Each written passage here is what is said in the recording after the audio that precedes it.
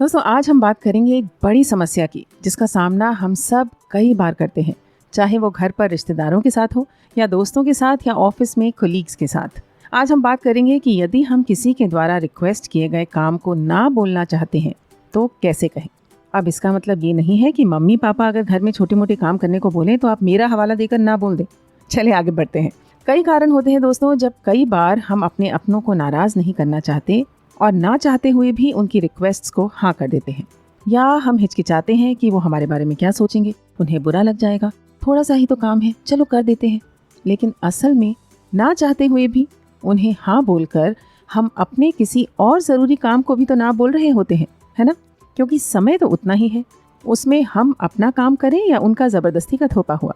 कई बार लोग पैसे ही मांग लेते हैं या आपकी कोई और चीज़ जिसके बारे में आप पॉजेसिव हैं, लेकिन आपको नहीं समझ आता कि कैसे ना बोलें। कभी कभी हम वो काम इसलिए भी नहीं करना चाहते क्योंकि हमें मालूम है कि हमारा फ़ायदा उठाया जा रहा है, पर बस मुंह से ये नामुराद ना निकलता ही नहीं है। होता है ना ऐसा? भाई कर सकते हैं तो करें, और नहीं कर सकते या नहीं करना चाहते तो इतना अच्छा बनने की ज़रूरत नहीं है। कभी कभी सेल्फिश हो जाना चाहिए। तो आइए जानते हैं कुछ ऐसे तरीके जिनसे हम विनम्रता से नहीं कह सकते हैं। सबसे पहला तरीका है धन्यवाद कहना। मसलन अगर कोई हमें कहे कि आप मेरे स्कूल में आकर बच्चों के प्रोग्राम के जज बनेंगे और आप किसी वजह से जाना नहीं चाहते, तो आप कह सकते हैं इतने बड़े सम्मान के लिए धन्यवाद, पर हम माफ़ी चाहेंगे कि समय के अभाव के चलते हम ये इनविटेशन एक्सेप्ट नहीं कर सकते। अगर आप अपना समय पहले ही कहीं और कमिट कर चुके हैं तो उसका हवाला दे सकते हैं, या आपको अपना कोई काम है, पढ़ाई करनी है, घर में कुछ काम है जिससे निकलना मुश्किल है, तो वो कह सकते हैं। लेकिन कई बार इसके बावजूद भी लोग इंसिस्ट करते हैं कि अरे छोड़ो, काम तो होते रहेंगे, तुम तो बस आ रहे हो। तो आप बिना रूठ हुए थोड़ा फर्म होकर अपनी बात दोहरा सकते हैं कि अगली बार अगर समय रहा तो आप कोशिश करेंगे, पर इस बार उन्हें आपको माफ़ करना ही होगा। दोस्तों ऐसे केसेस में टाल मटोल करने का कोई फ़ायदा नहीं। उनके इंसिस्ट करने पर आप उनको हाँ बोल दें और फिर जाए नहीं या आखिरी दिन मना करें, ये व्यवहार सही नहीं होगा। पहले से ही क्लियर करना सही रहता है, जिससे किसी की प्लानिंग बिगड़े नहीं और आपके सिर पर भी कोई बोझ न रहे। सबका समय अहम होता है, ये बात सबको समझना ज़रूरी है। अगर कोई आपसे उधार या वित्तीय सहायता मांगता है और आप देने की स्थिति में नहीं हैं, तो भी विनम्रता से बोलें कि आप मदद करना तो चाहते हैं, पर आपको खेद है कि आपकी आर्थिक स्थिति इसकी अनुमति नहीं देती। अगर वो आपके दोस्त हैं तो समझ जाएंगे, और नहीं समझे तो आप उन्हें दोस्त समझना बंद कर दें। एक और तरीका है ना बोलने का।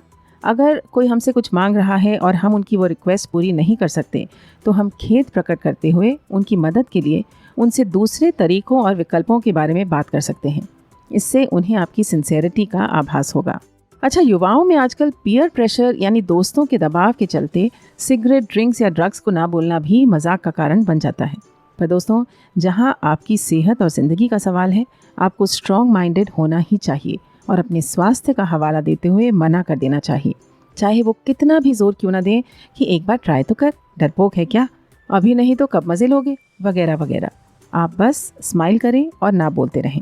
अपने काम से प्रूव करें कि आप कितने स्ट्रॉन्ग, होशियार और समझदार हैं, क्योंकि उनके चक्कर में आकर अगर आपकी लाइफ बर्बाद होगी तो वो सिर्फ आपकी जिम्मेदारी है, किसी और की नहीं। एक और केस होता है जब आप किसी के द्वारा दिए गए प्रस्ताव को या किसी अपने को एकदम से ना नहीं बोलना चाहते। तब आप उनसे थोड़ा समय मांग सकते हैं कि आप इस पर थोड़ा विचार करना चाहते हैं और कुछ समय या कुछ दिनों बाद अपना जवाब देंगे। इससे आपको सोचने का समय भी मिल जाएगा कि कैसे आप रिश्ते को नुकसान पहुंचाए बिना ना बोल सकते हैं। ये ज़रूरी है दोस्तों कि ना बोलते वक्त हमारा स्वर विनम्र हो और उन्हें हमारा कारण अच्छे से समझ आए, ताकि रिश्तों को चोट ना पहुंचे। इतना ख्याल रखने के बावजूद भी अगर वो ना समझें और आपको इमोशनली ब्लैकमेल करें तो क्या करना चाहिए, इसके बारे में बात करते हैं कल। लेकिन अगर मन करे तो आप हमें कमेंट्स में बता सकते हैं कोई ऐसा वाक्य आपकी ज़िंदगी का जिसमें आपका ना बोलना मुश्किल रहा हो, लेकिन आपने फिर भी उसको मैनेज किया हो, रिश्ते को चोट पहुंचाए बिना। चलिए सुन लेते हैं आज के मुश्किल शब्दों को। पहला शब्द है समस्या, इंग्लिश में प्रॉब्लम। सेकंड वर्ड रिश्तेदार यानी रिलेटिव्स। थर्ड कोलीग्स, प्रोनाउंसिएशन पे ध्यान दीजिएगा और स्पेलिंग पर भी। कोलीग्स यानी ऑफिस में आपके साथ काम करने वाले अन्य लोग। चौथा शब्द अभाव यानी लैक, समय का अभाव मतलब लैक ऑफ टाइम। पांचवा शब्द ज़बरदस्ती यानी फोर्सफुली।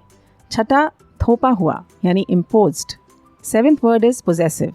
किसी इंसान या किसी चीज़ के बारे में पोजेसिव होने का मतलब है उस पर सिर्फ अपना हक समझना और किसी के साथ उसे शेयर ना कर पाना।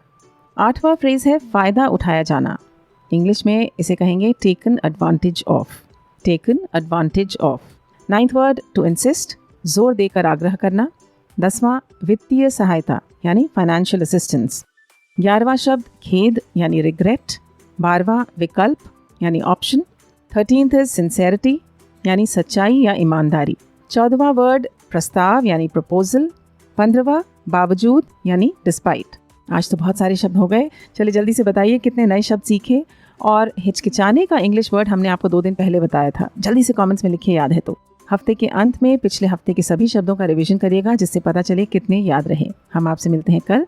आप तब तक अपना ये वाला होमवर्क भी कर लीजिए। Like, share, subscribe please. Bye bye, take care.